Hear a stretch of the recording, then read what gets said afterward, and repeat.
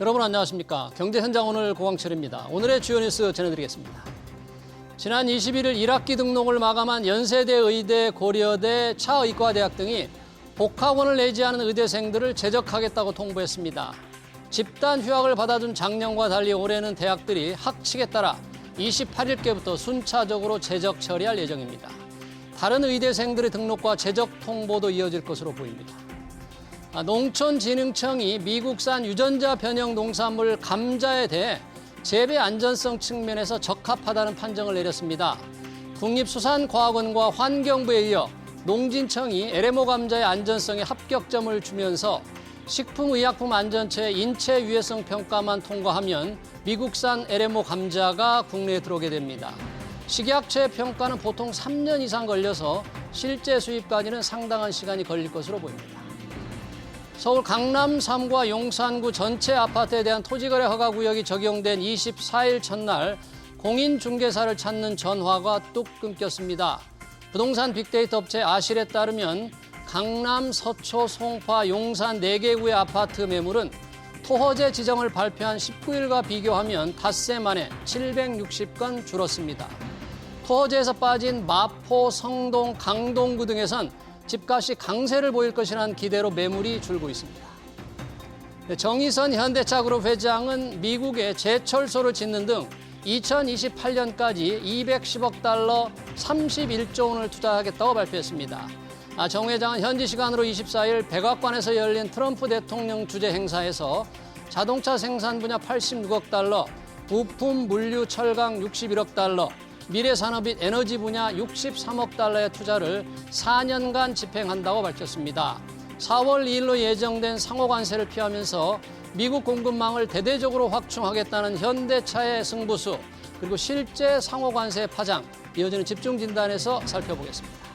경제현장 오늘 SBS BG앱과 유튜브에서도 실시간 시청 가능합니다.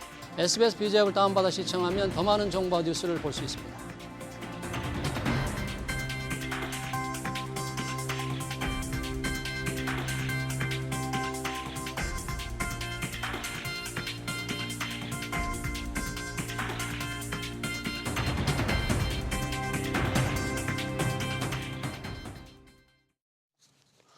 네, 한국 최고의 통상 전문가인 한덕수 국무총리가 직무에 복귀했습니다.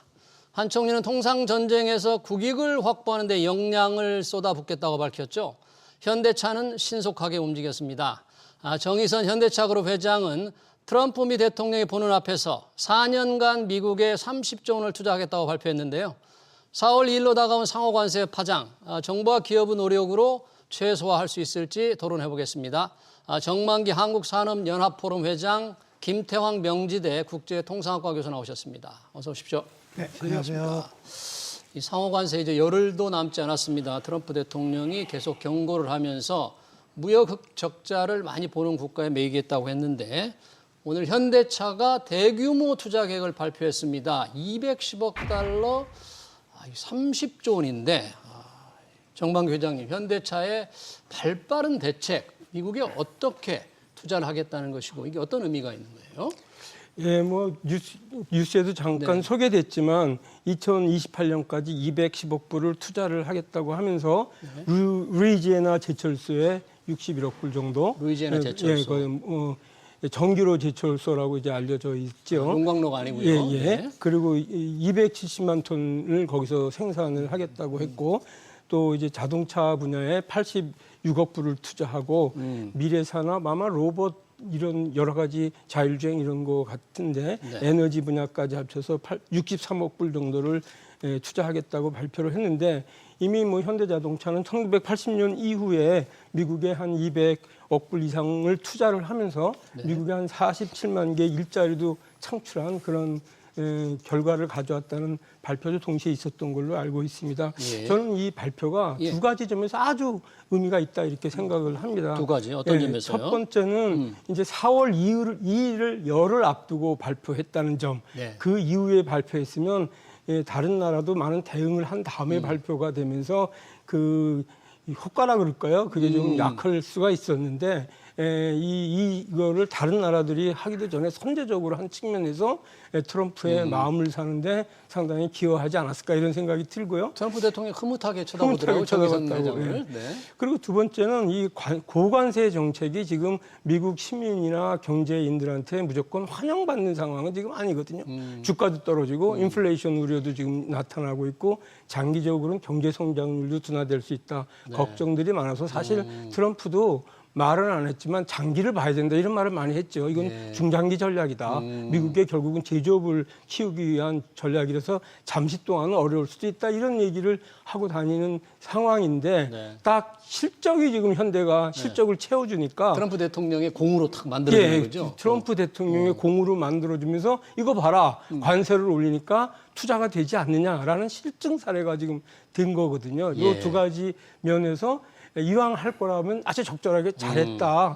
그래서 바로 4월 10일 날 상호 관세 부과를 할지는 뭐 불명하지만 우리나라에 큰 좀 좋은 영향을 미칠 계기가 된 측면에서 상당히 전 잘한 거다 이렇게 네. 생각이 됩니다. 실제로 이제 손정희 소프트뱅크 회장이 백악관에서 투자 규모를 발표할 때 우리 기업인들도 참 부러워했는데 결국 우리 정의선 회장이 그걸 연출을 한 거잖아요. 말씀하신 게 4월 2일 그것도 전에. 좀 바로 전에 그건 좀 또 오래됐잖아요. 이게. 네, 그렇죠. 그건 상당히 시기적으로 적절했던 것 같습니다. 그러면 이렇게 210억 달러 30조 원, 물론 이제 4년간에 걸쳐 투자한다. 이렇게 하면 걱정했던 현대자동차가 생산하는 그리고 수출하는 자동차 그리고 이제 철강, 미국에 생산하는 철강은 이제 관세 피할 수 있게 되는 겁니까?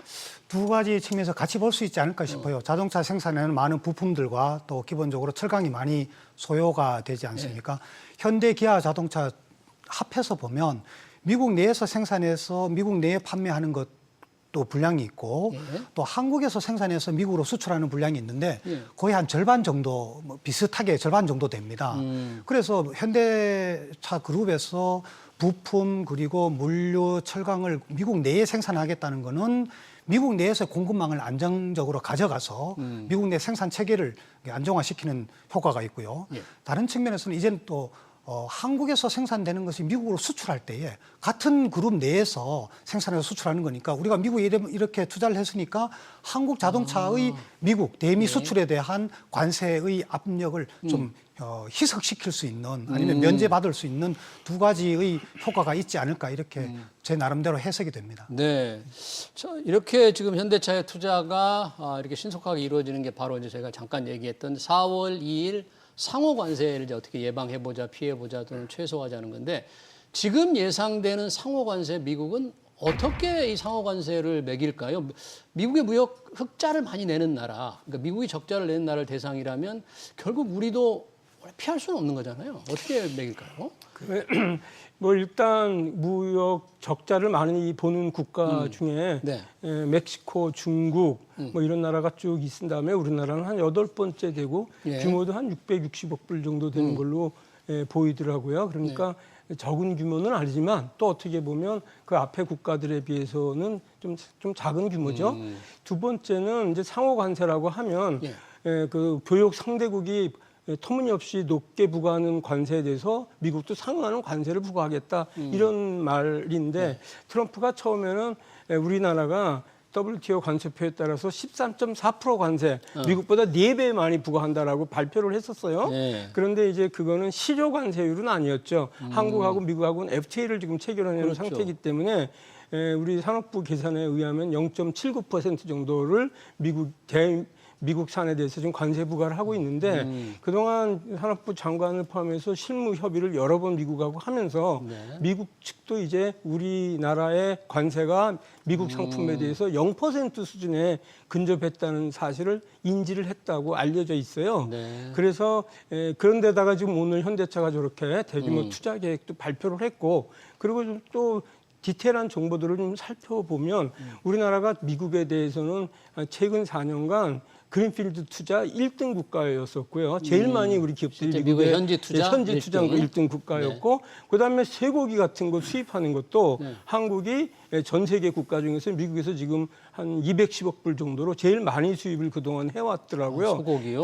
이런 것들 정보를 미국에 잘 전달을 이미 한국 정부가 잘 팜프렛 같은 걸 만들어서 열심히 홍보도 하고 있고 전달을 하고 있어서 제 희망컨대는 저는 그렇게 우려하지는 않습니다. 사실 크게 관세가 부과될 것 같지는 않은데 또 뭐 어떤 그 저널이나 이런 데서는 10%, 20% 얘기도 나오고 그래서 안심할 수는 없지만 오늘 지금 제가 말씀드린 내용하고 오늘 투자한 거 이런 것들을 생각하면 그렇게 우려되지는 않지만 그래도 우리로서는 최악의 상황을 좀 가정을 하고 대응을 해 갈 필요는 있다. 그런 생각이 들고요. 이런 면에서 최근에 정부가 그 바로 최악의 상황을 가정을 하고 여러 가지 시뮬레이션을 짜면서 기업들을 어떻게 피해를 보존할 건가 하고 정책적인 노력을 기울이고 있다고 알고 있는데요.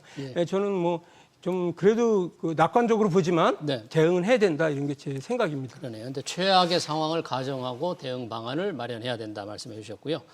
관련해서 우리가 좀 빠질 수도 있고 조금 피해가 최소화되길 바라지만 미 재무부 장관이 이 더티 15 지저분한 15개 나라인가요? 15개 정도 되니까 우리가 미국에 내는 무역 흑자 규모로 보면 들어갈 것 같은데 우리나라도 여기에 지금 포함돼 있습니까? 예, 앞서 우리 정 회장님께서 잘 말씀을 하셨듯이 대미 무역 흑자 기준으로 보면 우리나라가 8번째가 되니까 당연히 여기에 포함이 되겠죠. 그렇지만 미국과 교역하는 상대 국가와의 관세 차이를 보면 이를테면 미국의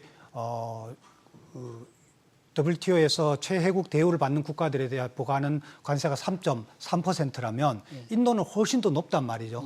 이럴 때에 그 상당한 차등적인 관세를 부과하는 기준으로 본다면 우리는 여기에 해당될 수가 없는 거죠. 아, 그렇죠. 한미 FTA에 FTA 의해서. 국가니까. 예, 거의 뭐 제로 베이스의 관세이기 때문에 따라서 상호 관세에서 우리가 전면적으로 제외되기보다는 또한 반대로 우리나라와 같은 국가를 상호 관세의 개념으로 전면적으로 시행하기에는 미국으로서도 부담이 될 겁니다. 그렇더라도 트럼프 행정부의 이러한 자국 우선주의 기조를 보면 다른 방식으로 통상 압력을 가할 수 있지 않을까. 이를테면 상호 관세라고 얘기를 하지만 부가가치세 이런 건 상호 관세와 전혀 상관이 없는 것을 국내 부가가치세 그렇죠.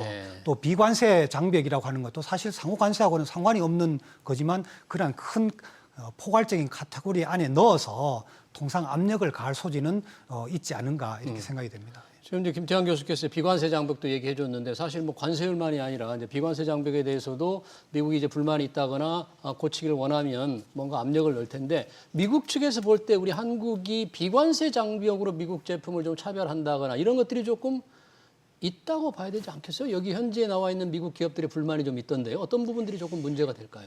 저는 그 말씀에 동의하는데요. 미국 정부가 명확하게 비관세 장벽이 한국이 뭐가 있다라고 생각하기보다는 주로 이제 미국 업계들이 한국하고 거래하는 미국 업계에서 이런 것들이 좀 불공평하다라고 제기를 하면 미국 정부는 그걸 받아서 그거를 이제 한국 정부에 좀 시정하라 이런 식으로 요구를 할 수 있다고 생각합니다. 그 중에 뭐 예를 들면은 자동차 같은 경우에 우리는 이제 노란 그 등을 달고 다니잖아요. 깜빡이 오른쪽 왼쪽 갈 때. 근데 미국 차들은 빨갛등으로 된 경우가 있어요. 신호등이 이제 자동차 내 자동차에 그 신호 표시 그런 게 그렇군요. 그런 게 이제 그런 거를 이제 한국에 맞추려면 빨간 등을 노란 등으로 바뀌어야 되는 그런 작은 일들 아니면 이제 최근에 제가 들은 소리로는 중국의 우리 미국의 테슬라나 GM 이런 데가 중국에 공장을 갖고 있는데 원래 자동차를 수출하려면 인증을 받아야 되잖아요. 우리 한국에서 인증을 받아야 되는데 미국하고 한국하고 FTA에 의해서 미국에서 생산한 자동차들은 미국에서 인증받은 거를 한국에서 인증받은 걸로 가름해줘요. 그러니까 미국에서 인증만 받으면 수출하는 게 5만 대까지는 별 문제가 없는데 그 범위 내에 지금 다 있거든요. 그런데 이 테슬라나 지금 GM이 중국의 공장이 있잖아요. 상하이에. 거기서 생산된 제품을 한국에 수출할 때는 이게 한미 FTA 적용을 안 받으니까 인증을 자기네가 자가 인증을 해도 한국에서 또 인증을 받아야 되는 거예요. 이런 거에 대해서 불만도 제기를 하고 그다음에 또 예를 들면은 뭐 미국의 컴퓨터 통신 산업협회 이런 데서는 우리나라 정부가 국내에 있는 지도 데이터 정보를 해외로 반출하는 걸 많이 문제가 좀 됐었죠. 금지를 시킨다. 그래서 우리 외국 업계가 국내 로컬 기업들보다 불이익을 받고 있다. 이런 걸 시정 조치하라 하는 무슨 제품 판매와 관련된 여러 가지 기술 규격, 인증 이런 데에 대해서는 좀 불만이 덜어 있는 분야도 있는데 이거를 핑계로 상호 관세를 대폭 이게 부과할 수 있겠느냐? 저는 그렇게 생각은 못하고 이런 예. 문제는 제기를 하면 우리가 풀어주면 되거든요. 서로 협의해서. 예, 협의해서. 예. 그렇다면 그런 명분을 우리가 좀 완화하는, 없애주는 쪽으로 대응을 해가는 게 필요할 거다 이런 생각이 듭니다. 트럼프 대통령 한때 왜 자동차나 반도체 특별 이런 품목에 대해서 별도로 관세를 부과하겠다고 얘기했잖아요.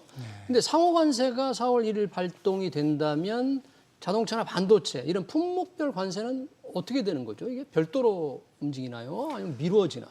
한쪽에서는 상호 관세의 개념을 적용을 하고 그 상호 관세를 부과하는 방식을 품목별로 하겠다고 하면 그 품목이라는 것은 분류하기에 따라서 다릅니다. 사실은 관세가 부과되는 세부 품목별로 보면 12,000개, 13,000개, 10,000개를 넘어가는 품목들이 있게 되고요.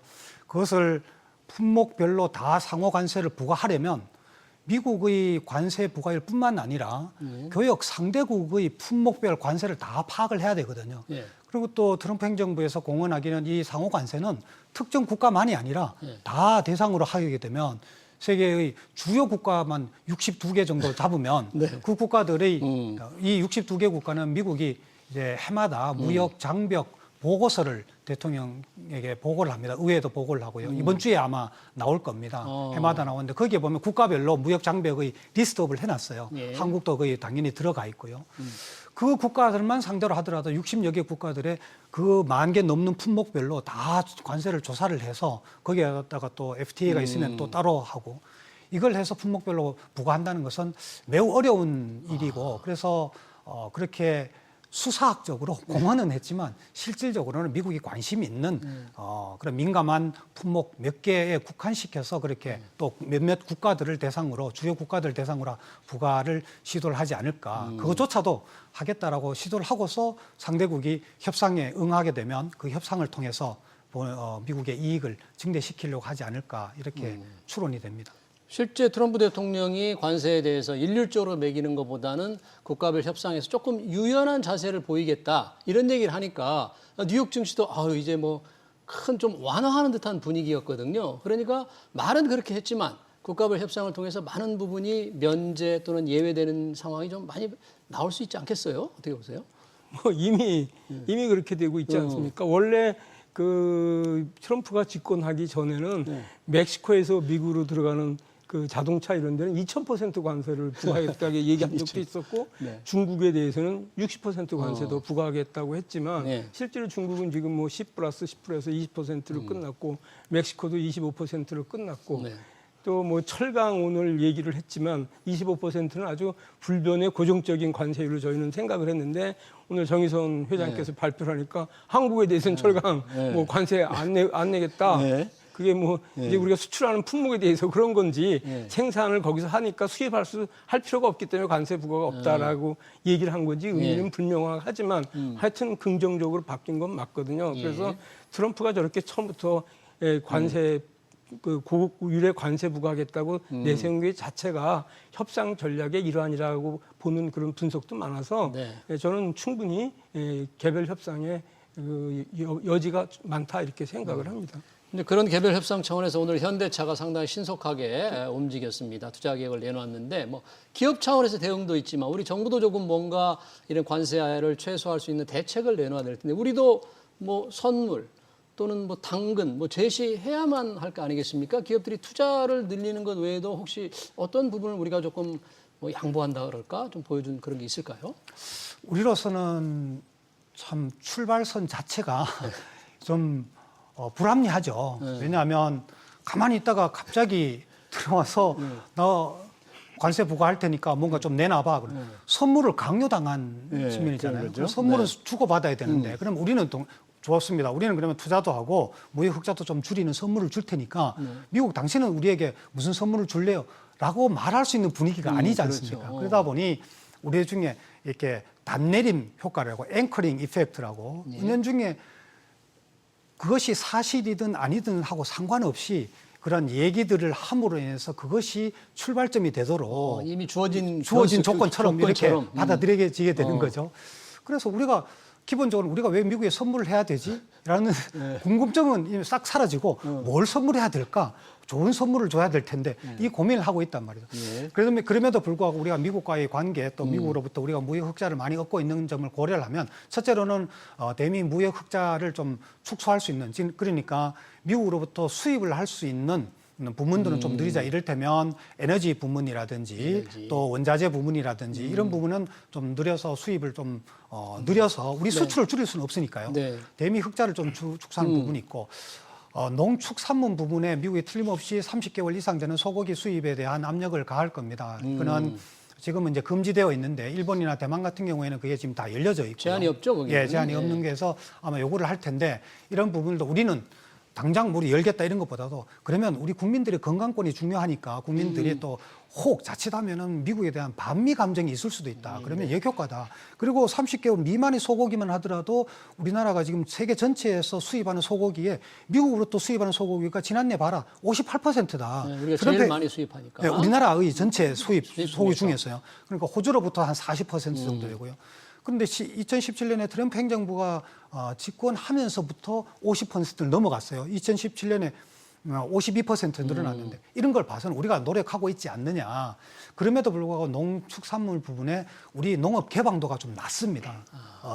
우리 생산 농산물이 무관세 비율이 6%가 안 돼요. 과일 같은 게 지금 수입이 잘 안 되죠.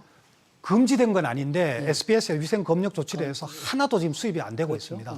그런 부분들을 미국에서 좀 요구를 할 텐데 이참에 우리가 농축산물 부분에도 좀 과학적인 검증을 통해서 우리 국민들이 건강을 유지한다는 전제하에서 엄밀한 검증을 통해서 개방할 거는 개방하자라고 좀 이렇게 제스처를 보이는 것이 좋지 않을까 이렇게 생각이 됩니다. 어쩔 수 없이 우리도 뭔가를 이제 선물을 줘야 될 수밖에 없다. 선물 중에 하나가 투자잖아요. 우리가 많이 투자하는 수입을 거예요. 네. 확대해 주는 거 완전히 네. 공감하고 또 하나는 직접 우리가 투자하는 미국 내 투자를 해서 제조업을 좀 활성화시켜 주는 거. 이번에 현대자동차 한 게 전형적인 건데 그걸 원하는 거를 참 시기적으로 잘해서 도움을 받지 않을까 이렇게 생각하는 거죠. 네. 그리고 관련해서 아까 이제 에너지 수입도 늘리면 좋겠다 그랬는데 마침 알래스카 LNG 사업 주도하는 알래스카 주지사가 지금 한국에 왔습니다. 이게 LNG 알래스카 LNG 개발을 지금 트럼프 대통령이 굉장히 관심을 가지고 있는데 뭔가 지금 여기 적극적으로 참여해달라는 요청이 지금 있는 거잖아요. 이 프로젝트 상당히 쉽지 않은 프로젝트인데 돈도 많이 들 테고 환경도 어려운데 우리 어떻게 해야 될까요? 이 부분을. 뭐 알려진 대로 이 사업은 한 64조 원 규모의 사업으로서 알래스카 북부 가스전에서 LNG를 생산해서 한 1,300km 정도 길이를 가스관으로 통해서 이제 수송한 다음에 그거를 액화시켜 갖고 수출을 하겠다 이런 프로그램이잖아요. 그런데 여기에 뭐 트럼프도 공들이고 있어서 분명히 우리가 참여를 적극적으로 하면 도움은 줄 건데 말씀하신 것처럼 이게 좀 만만한 프로젝트가 아닌 게 알래스카 땅은 아주 얼어붙어 갖고 공사가 어렵고 거기다가 2020년 이후에 LNG 가스전 개발 비용이 30% 이상 증가됐다는 거고 거기에 이미 투자를 하고 사업을 하던 엑슨모빌이나 브리티시 페트롤리움, BP 이런 민간 기업들이 2016년 이후에 다 철수를 해버렸고 남은 기업이라는 것은 알래스카 주정부가 갖고 있는 그냥 기업 하나 정도 남아있기 때문에 저는 이런 거는 조금 좀 상업적 판단이 우선돼야 되지 않느냐. 기업들의 판단. 기업들의 판단. 그러니까 뭐 다른 지금 미국의 압력을 우리가 압박을 좀 완화시킬 수 있는 다른 방법이 많이 있지 않습니까? 지금 수입도 하고 뭐 투자도 하고 이런 거를 고려한다면 이런 문제는 좀 중장기적으로 아주 문제를 일으킬 수도 있는 문제이기 때문에 정말 정부가 기업들의 의견을 충분히 잘 들어서 이거는 합리적으로 상업적인 측면에서 판단해야 되지 않을까 이런 생각이 듭니다. 네, LNG 사업은 기업들의 상업적 판단을 좀 존중하는 방향으로 정부가 중장기적으로 판단하면 좋겠다. 이 트럼프 대통령 상하 관세 통상하니까 얼마 전에 민감 국가의 파동이 있었어요. 민감 국가 상당히 용어도 어려운데 갑작스럽게 이게 나오는 바람에 우리나라 뭐 외교력이 없는 거냐 이게 정말 뭐 심각한 거냐 논란이 있었는데 이제 정부가 에너지부가 미 에너지부가 지정했는데 3등급에 해당된다. 뭐 기준이 상당히 낮은 거다 이렇게 설명을 했는데 혹시 이 부분 어떻게 보셨어요? 민감 국가 3등급 파장 괜찮은 겁니까 이거? 우리가 상당히 놀랐죠. 네. 미국에 대해서 민감 국가로 지정되면은 이거는 국가적 차원에서 워칭 대상이 되는 게 아닌가라고 놀랐었는데 거기에다가 또 하필이면 우리 국내의 그런 탄핵 이슈와 맞물려져서 네. 또 한편으로는 또 유럽과 우크라이나 전쟁으로 인해서 핵무장론이 또 등장하기도 하고요. 네.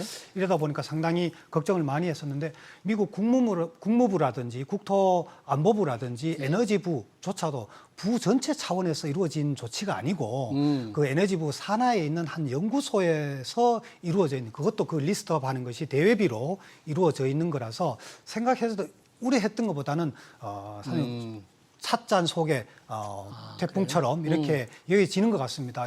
어제 우리 조태열 외교부 장관께서 국회에 답변하신 보고한 내용을 보게 되면 그렇게 우려할 부분은 아니고 기존에 있는 과학기술 협력은 그대로 유지를 하고 추가적이거나 혹은 새로운 그런 뭐 제한이 있거나 연구 분야에서 어떤 그런 블록이 생기는 것 같지는 않다라고 미국 에너지부로부터 확인했다고 그러고요. 또 안덕근 산자부 장관이 또 직접 가서 방미해서 크리스 라이트 에너지부 장관하고도 면담한 결과를 보면 그렇게 우려할 부분은 아닌데 그럼에도 불구하고 미리 좀 알았었더라면 그 과정에서 대처를 할 수 있었을 텐데라는 생각은 들죠. 그래서 이번 기회를 통해서 미국과의 그런 소통 얘기랄까 그런 정보 공유 이런 부분에서는 우리가 좀 더 민감하게 선제적으로 대응할 필요는 있겠다라는 교훈을 얻은 것 같습니다. 근데 한미 뭐 과학기술 협력이라는 이런 실질적인 피해는 크지 않을 것으로 이렇게 좀 안도해도 되겠죠? 이 정도라면. 예, 그 한 연구소에 있는 한 연구원의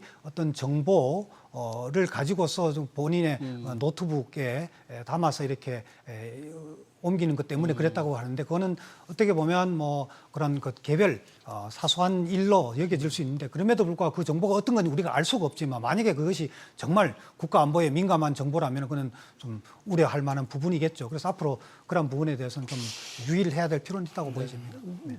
회장님, 전대 실제 아까 잠깐 언급을 해주셨는데 이 정도 사안으로 드러나기 직전에 잘 진실을 알 수 없는 상태에서 이게 정치 공방으로 갔잖아요. 야당에서는 이게 이제 그동안의 여당의 대통령 행정부의 핵무장론 때문이다. 또 여당은 야당이 줄탄핵을 했기 때문에 이런 결과가 나왔다. 사실 좀 얼토당토 않는 주장으로 아주 시끄럽게 했는데 이런 정치권의 행태를 좀 어떻게 우리 국민들이 좀 생각하고 계십니까? 예, 이게 아마 정치권 공방은 제 생각에 탄핵 정국이고 대통령이 거의 역할을 못하는 상황이니까 그런데 이런 사안이 신문에 보도되니까 좀 침소 본대는 거죠. 정확히 의원들도 정치권도 정확히 이 사정이 뭔지 모르게 되니까 일단 뭐 크게 얘기를 했던 것 같아요. 그렇지만은 뭐 말씀하신 것처럼 민간 국가 리스트라는 거는 미국 에너지부의 연구소 17개 연구소에 출입할 때 신원 조사 같은 걸 좀 철저하게 한다. 요 정도 차원의 경미한 사안이고 그리고 또 우리나라 그 연구원들이 한 1년에 2,000명 정도 그 연구소를 방문한다고 해요. 그러다 보면 이제 조그만 뭐 정보를 유출한다든지 자기 본의 아니게 그런 일도 많이 생기고 그런 모양인데 원전 특히 관련해서 그래서 이거는 하나의 해프닝이지 않았는가 이런 생각이 듭니다. 그래도 민간 국가 리스트에서 빠지는 게 낫겠죠, 장기적으로. 네, 뭐 해프닝 정도인데 여야 정치권은 잘 모르면 좀 입이라도 다물고 있으면 좋겠습니다. 국민들 피곤하게 만들지 말고. 걱정이 많았었죠. 저도 내용을 모르고 좀 걱정을 했었으니까. 예. 마지막으로 사실 이 관세 전쟁이 우리나라가 지금 긴장하고 있지만 미국으로서는 뭐 중국이라든지 유럽 연합을 가장 핵심 타겟으로 했었는데 교수님 그쪽과는 그렇게 어떻게 좀 심각한 상황은 아닌 것 같아요. 중국과 어떻게 보면. 이번 트럼프 2기 행정부에서 보복 관세 또는 관세 전쟁을 벌이는데 제 개인적인 아주 궁금한 점이 바로 이 점입니다. 네. 미국이 중국에 겨냥하는 그 화살이 가장 굵어야 되고 가장 뾰족해야 될 텐데 중국에 대해서는 지금 25% 뭐 60%까지 올리겠다는 그것 외에는 지금 액션을 안 취하고 있어요. 오히려 동맹 국가들에 대해서 취하고 있는데 이걸 어떻게 봐야 될 건가라는 부분입니다. 이게 동맹 국가들에 대한 것이 목적이 아니라 그 중국의 제재에 대한 목적이 이제 서서히 드러나게 될 터인데요. 중국과 EU에 대해서 이렇게 겨냥을 하는 것은 결국은 그 자체의 목적보다는 오히려 협상에서 이끌어내기 위한 부분이 아닐까. 특히 이제 EU에 대해서 그렇습니다. 미국이 EU와의 그런 관세 전쟁을 벌여서 서로가 그렇게 윈윈이 되기보다는 루즈루즈 될 가능성이 매우 높기 때문에 그렇고요. 네. 중국에 대해서는 생각했었던 것보다 예상했던 것보다 중국의 기술력이 지금 크게 발전했었다는 것이 드러나고 있습니다. 그러다 보니까 AI를 중심으로 해서도 그러다 보니까 이제까지의 그런 일률적인 그런 제재가 예. 효과가 어떻게 된 건지 하고 미국이 지금 상당히 좀 당황하는 모습이 아닐까. 예. 그래서 전 좀 다른 결이 다른 차원에서의 중국 제재를 준비하고 있고 또 그렇게 나아가지 않을까 이런 생각이 듭니다. 단순히 관세만으로서는 하기는 어려울 것 같고요. 이걸 봐서 어제 오늘 사이에 나왔는 베네수엘라 석유나 가스를 수입하는 국가는 뭐 관세를 25% 부과하겠다라는 것도 보면 우회적으로 중국과의 거래 이런 부분들도 좀 차단하겠다는 그런 액션으로 보여집니다. 네, 저는 뭐 짧게. 그런 그 말씀도 맞지만 미국이 지금 재정 적자가 1조 8천억 불에 이르고 그리고 이 정부 부채가 GDP 대비 비율이 98%예요. 우리나라 47%고 2000년대 말에 가면 535%로 증가한다고 지금 우려들을 하고 있어서 미국이 서스테이너블하지 않다. 그런 인식이 의회나 정부에 공유되고 있고요. 두 번째는 뭐 무역 적자는 1조 불을 넘어선 지가 벌써 4, 5년 됐고 예. 7,500불, 1조 불 이렇게 지금 막 넘은 상황에서 중국만 타겟으로 해서 이 재정 적자나 무역 적자 문제를 해결할 수 있을까?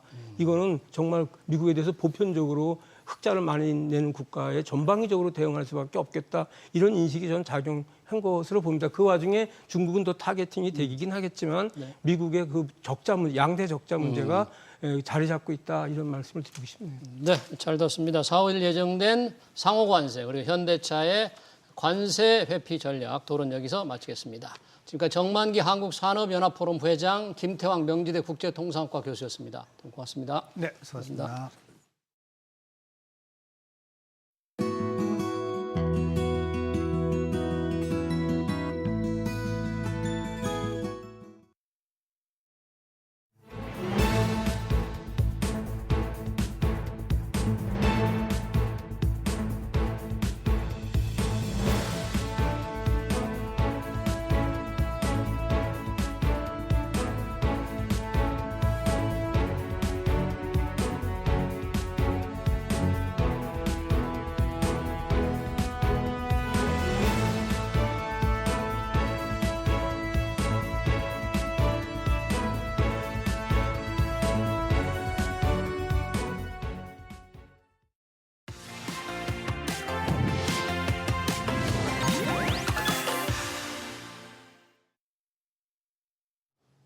한화에어로스페이스가 3조 6천억 원의 초대형 유상증자 계획을 기습 발표하면서 주가가 한 차례 요동쳤죠.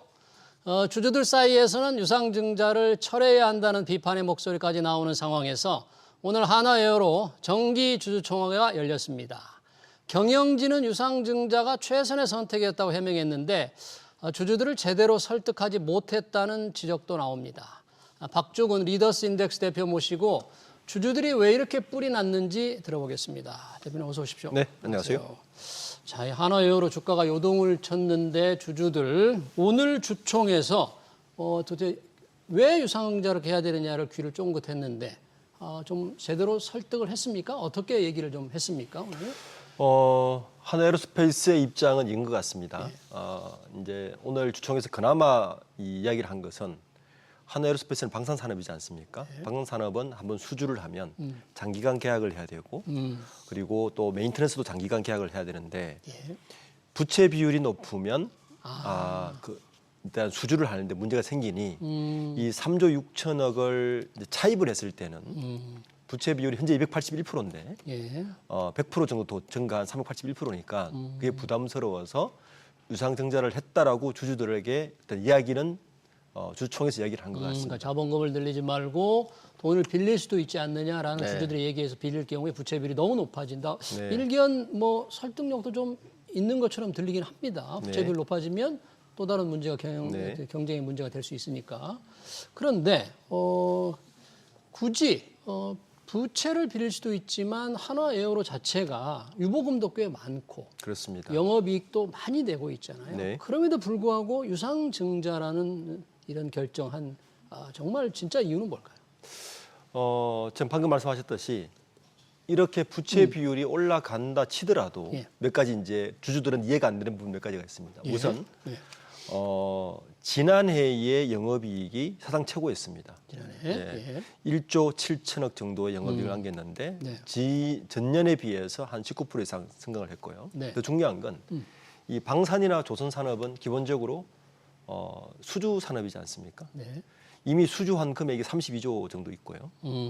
그리고 현재 2, 3년 정도 시뮬레이션만 돌려도 하나에어로스페이스는 한 6조 원 정도 영업이익을 날 거라고 예상은 합니다. 3년 동안 앞으로도 네. 그러니까 예. 뭐 2조 안팎의 영업이익을 낼 그렇죠. 것으로 예상이 된다. 네, 이거죠. 되니까 6조 안팎 예상 되고 현재 현금 유보금도 한 1조 8천억 있어요. 예, 그러니까 이 부분이 주주들은 납득이 안 간다. 그게 첫 번째고 더 중요한 문제는 네. 지금 부채 비율이 올라갈 것 같아서 증자를 한다. 정자를 했다는 이야기를 하는데 바로 그 3월 20일 날 유상증자하기 일주일 전에 네. 현재 하나에어로스페이스는 하나오션의 대주주입니다. 하나오션. 예, 그러니까 네. 지배 구조가 주 하나가 하나에어로스페이스를 한 33% 정도 지배하고 있고요. 예. 그리고 하나에어로스페이스가 하나오션을 이제 자회사로 두고 있는데 이 옛날 대우조선해양을 인수할 때 이 네. 하나산업은행으로부터 그 당시에 이제 신주 발행, 유상증자 신주 발행을 하면서 대주주로 올랐을 때 하나에어로스페이스가 모두 인수하지 않고 하나에너지와 하나임팩트를 통해서 일부 인수를 신주 했군요. 인수를 했습니다. 하나오션 지분을. 네. 네. 자, 그런데 예. 이 유상증자 발표하기 일주일 전에 하나에너지와 하나임팩트가 가지고 있는 하나오션 지분 7.3%를 1조 3천억을 주고 매수를 했어요. 하나에어로가 사준 거죠. 사준 거죠. 네. 그런데 사실은 지배구조를 놓고 보면 예. 하나에어로스페이스가 하나오션 지분을 사실 추가적으로 더 매입할 이유는 사실 딱히 없습니다. 이미 지분율이 이미 지분율도 있고 가지고 있는 하나에너지나 하나임팩트가 네. 같은 그룹 계열사지 않습니까? 예. 경영권 부에도 전혀 문제가 되지 않는데 그 지분을 사들이는데 1조 요즘 3천. 네, 하나오션의 가치도 요즘 주가도 상당히 좋지 않습니까? 예. 굳이 살 거라면 지분 가치가 낮을 때 사는 게 하나에어로 주주들에게 이익이지 않습니까? 그렇죠. 상승 곡선을 그릴 때 샀다는 거예요. 지금 하나에너지 지분 에어로가 사준 하나에너지, 하나임팩트는 이 김동관 회장 같은 이 세 아들이 많이 지분을 가지고 있는 100% 지분을 가지고 있는 개인 회사입니다. 그 회사의 비상장 기업이니까. 주식을 사줬기 예, 1조 때문에 3천억 중에서 상당 부분이 하나에너지로 가요. 자, 그러면 주주들이 봤을 때는 좋다 이거죠. 일단 부채 비율 높아지는 거 안 좋죠. 그런데 그렇게 걱정을 할 거면 네. 1조 3천억을 투자를 하는 게 맞죠. 그러네요. 그게 첫 번째고. 그때 이 계열사 지식을 사는 게 아니고 그렇죠. 가지고 있다가 이번 투자 하나에어로 투자했으면 되는 거지. 네. 무려 1조 3천억을 왜 미리 계열사 주식에서 지배주주의 주주권을 조금 도와주느냐 뭐 이런 거예요. 그것도 주가가 낮을 때가 아니고 주가 상승국 물론 그 매입을 하거나 좀 더 오르긴 올랐습니다. 예. 어쨌든 그 주주들은 봤을 때 굳이 내 지분 그 가치를 희석시키면서까지 이러다 보니까 이제 투자들 하는 말은 사실 하나에너지는 하나그룹에서 중요한 역할을 하죠. 경영권 승계 지렛대 역할을 하니까 에너지. 예. 네. 이제 이런 말을 하는 겁니다. 단적으로 경영권 승계는 회사 돈으로 하고 투자는 개미들 돈으로 하느냐 이런 말까지 할 수밖에 없는 거죠. 네, 그런 이제 의구심. 더군다나 유상증자 발표와 이 지분 사는 시점이 뭐 열흘도 안 됐으니까. 그렇죠. 유상증자 계획이 다 있었을 텐데, 그렇죠? 그럼요. 네, 이게 상당히 좀 주주들이 화가 났는데 이게 조금 그래도 이제 투자 계획을 보면 하나에어로가 앞으로 뭐 유럽 기업과 방산업체와 경쟁 차원에서 돈이 필요하고 또 미국 관련 필요하고 나름 그 부분은 인정을 하지 않을 수는 없는 거죠. 투자 소요 계획에. 여기서도 한 가지 문제가 있는 게 네. 이제 미국의 상장사들은 기본적으로 유상증자를 하지 않습니다.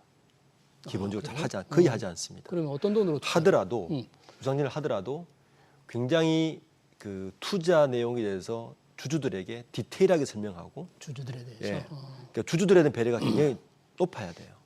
그러니까 지금 하나그룹이 이번 이제 유상증자 금액에 대해서 나름대로 발표한 걸 보면 예.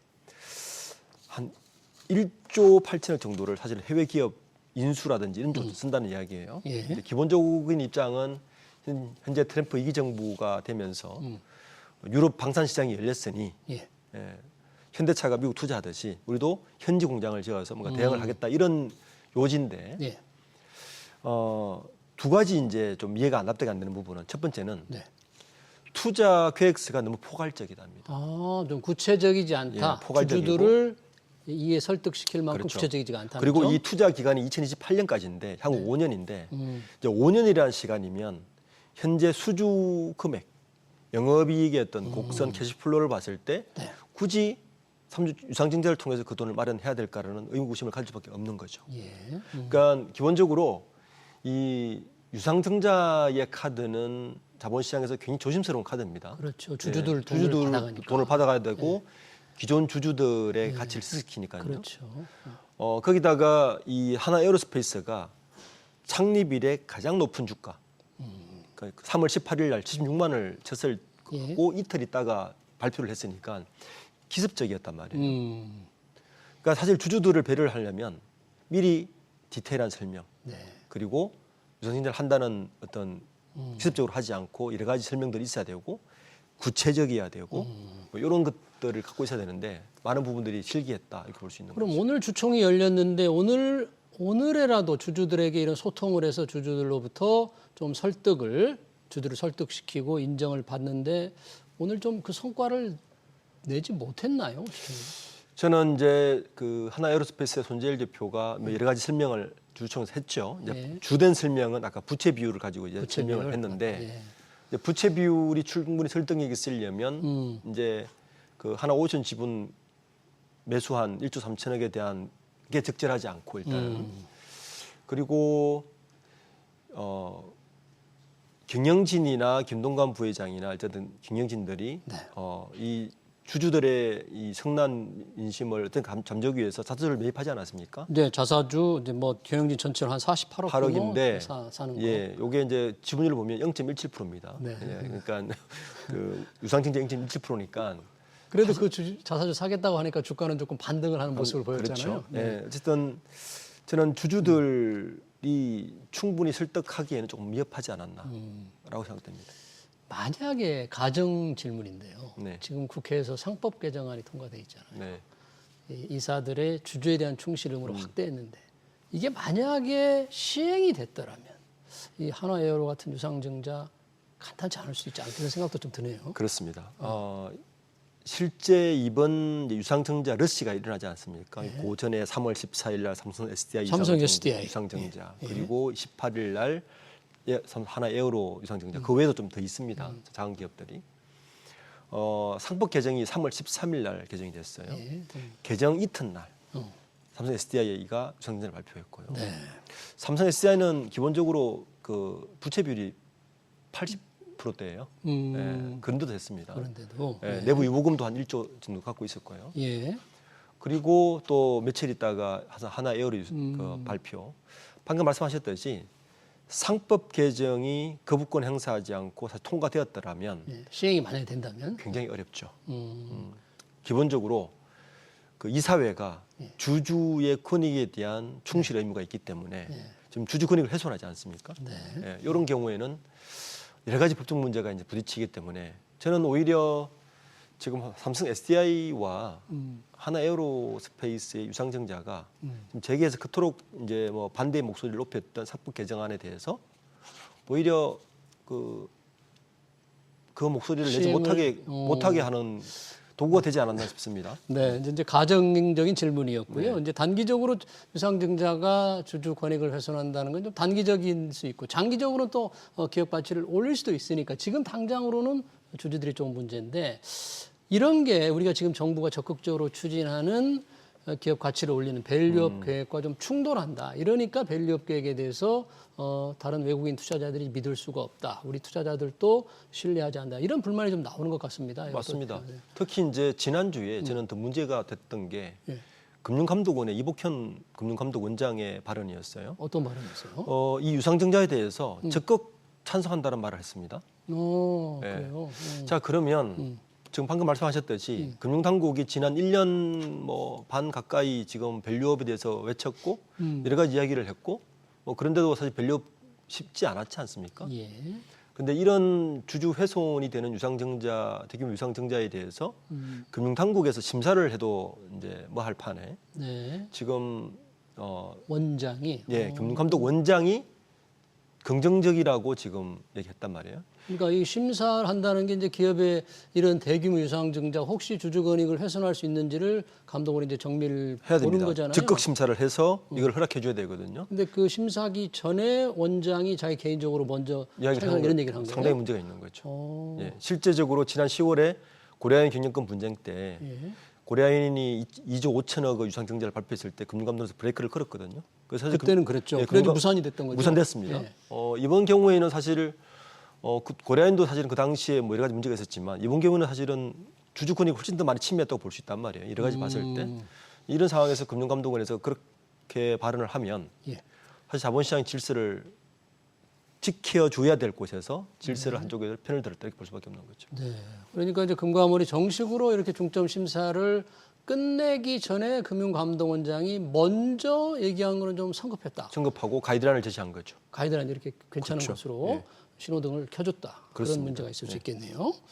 자, 유상증자 이렇게 대규모 유상증자 요번 그 3조 6천억 원 뭐 워낙 큰 규모이니까 직접적인 비교는 할 수는 없겠습니다만 어땠습니까? 이게 대규모 유상증자를 하면 좀 중장기, 단기, 중기, 장기로 오면 주가는 어떤 흐름을 좀 보통 보였습니까? 이게 그 모든 유상증자가 다 실패하는 건 아닙니다. 예. 그러니까 2021년도에 대한항공이 예. 아시아나항공을 인수할 때 당시로는 최대 규모인 3조 1천억 정도를 유상증자를 했어요. 예. 그때는 주주들이 환호했습니다. 두 가지 이유 때문인데 우선 그 당시 주가 대비 30% 디스카운트한 걸로 유상증자를 하면서 이 돈에서 이미 구체적이었어요. 이건 아시아나항공을 인수할 것이고 주주들은 그러면 30% 디스카운트 된 걸 따라가 그때 실제 응모를 104%가 했어요. 100%가 넘었고. 넘었고요. 네. 그런데 이제 거기서 문제가 뭐였냐면은 그렇게 해서 그 돈을 사용했는데 그 뒤에 약속했던 주주들의 권익, 뭐 배당이라든지 이런 거에 대해서 미진했습니다. 그러니까 기업들은 사실은 그 유상증자의 유혹을 쉬워요. 네. 자금 조달에서 가장 쉽지 않습니까? 그렇죠. 이자도 없고. 이자도 주주들, 없고 예. 뭐 다른 부담이 없기 부담이 때문에. 없으니까요. 그런데 이제 그 뒤에 행해지는 오늘 이제 하나 에어로스페이스의 주주총회에서도 손재일 대표가 그 뒤에 뭐 주주 환원을 위해서 노력하겠다고 이야기하는데 이게 지켜지기가 쉽지 않지 않습니까? 이런 사례를 봤을 때 네, 그런 부분들에서 좀 아쉬운 부분이 있습니다. 네. 자, 이 하나에어로도 오늘 주총을 했습니다만 이번 주가 슈퍼 주총 위크입니다. 삼성전자도 했고요.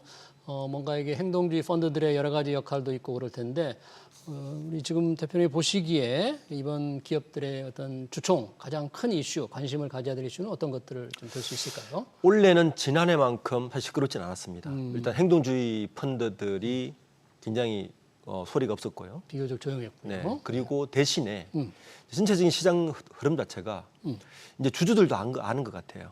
결국 행동주의 펀드들도 그 실제 목소리는 여러 가지 뭐 정당성을 내세우지만 자기들 욕심을 위해서 뛰는 것 같아서 요즘은 개인 주주 연합이 훨씬 더 빠르게 움직이고 개인주주 연합. 예. 실제 개인 주주 연합이 뭐 이사 선임도 하고 뭐 이렇게 하는 것이 훨씬 더 바뀐 모습이 바로 그 모습이고요. 네.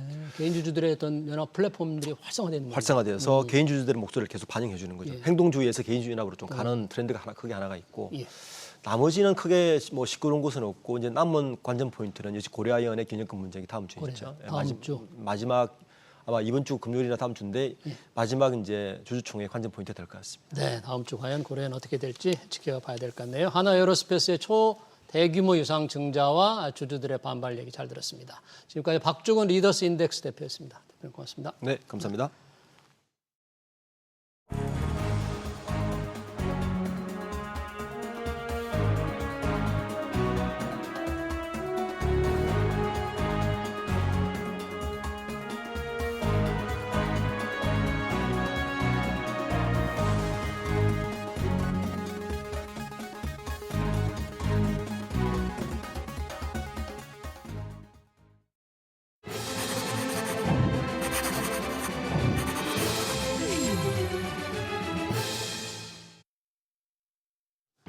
트럼프 대통령이 4월 2일 부과하겠다고 예고한 상호 관세를 우리도 피할 수 없게 됐습니다.